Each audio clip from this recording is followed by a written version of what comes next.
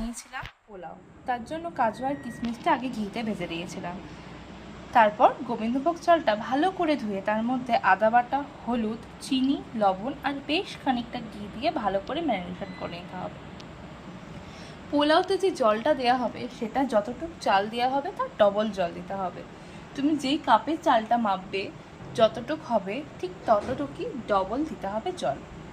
ভালো করে ম্যারিনেশন করার পর কড়াইতে আমি ঘি দিয়ে দিয়েছিলাম, তার মধ্যে দিলাম তেজপাতা, লবঙ্গ আর এলাচ।